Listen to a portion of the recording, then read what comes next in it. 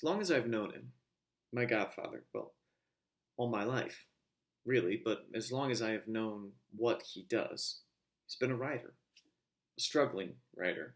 I mean, every now and then he has some success, had a play put on, a story published, not like in the New Yorker where it might make some difference to him, like some filmmaker will read it and decide to option it and turn it into a movie and have him write the screenplay, win an Oscar, get rich. No. These are little literary magazines that get published in, but unlike Steven Spielberg or anyone like him looks for ideas in them. No one ever says he's a struggling writer. Maybe it goes without saying what the situation is. After all these years, struggling is an understood, unspoken adjective. But like I say, as long as I have known him, that's what he's been. He even wrote something for me when I asked him for a story for a birthday present. What was I thinking of? It's not like a story's a sweater or a scarf he could have knitted for me. Knocked it off in a day or two if it was a scarf and wasn't too long or too complicated with different stitches and colors. Or a coffee mug he could have made for me on the wheel and then glazed it and fired it in a color I like with my name on it. In a way, he was insulting what I did. Ordered one up like a sandwich. And I'd like that on a 7-grain rye. Please, thank you very much. But he did it. He wrote me a story. And he did get it published. Like I say, in a little literary magazine, but my name went with it. For Josh. He insisted on that being part of the publication. For Josh.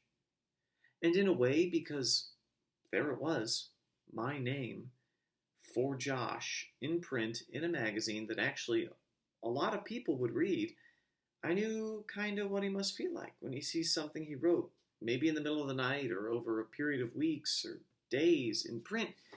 I mean, there it was. My name, Josh.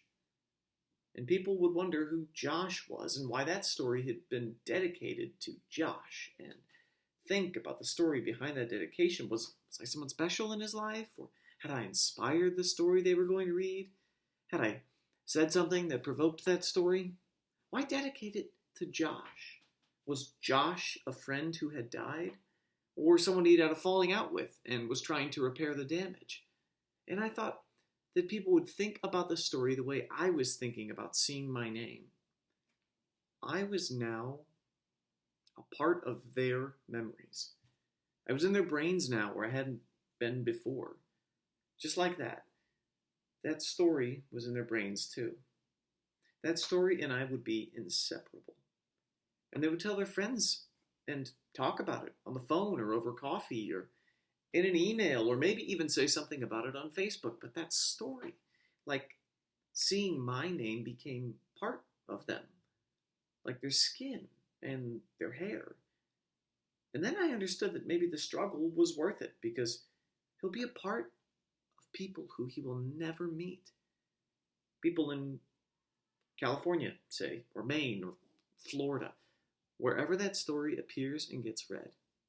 And because my name is part of that reading experience, so am I. People could say, did you see that story that was dedicated to someone named Josh? Not that I'm famous because of it, but people will think about that story dedicated to Josh. I think that's worth the struggle, being in some stranger's head. He said one time he actually got a letter from a woman who had read one of his stories and had been so moved, she just had to write him a letter to tell him what the story meant to her. She wrote to the magazine and they forwarded it to him. We think of politicians as being powerful.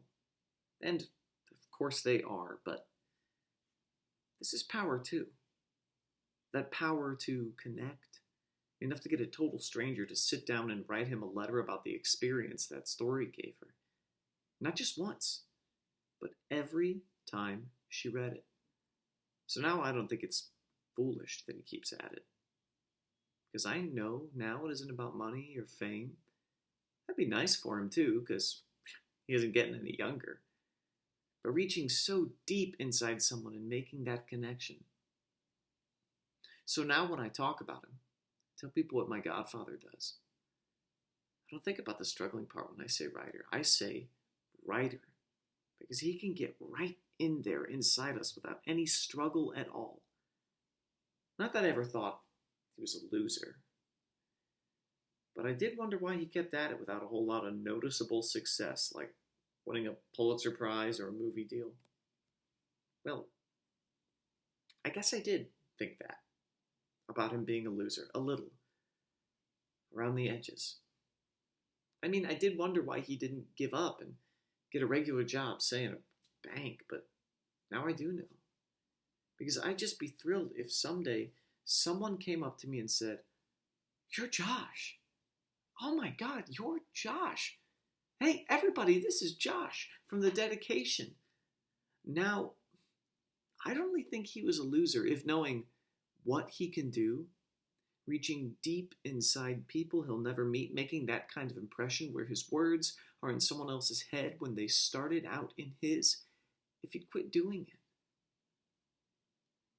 Then I'd say he was a loser. But I also think if he quit, if he did, I think he'd be losing some part of himself. Like losing an arm or a leg. He'd be kind of crippled. He'd be like, he wouldn't be all there anymore. Something would be missing.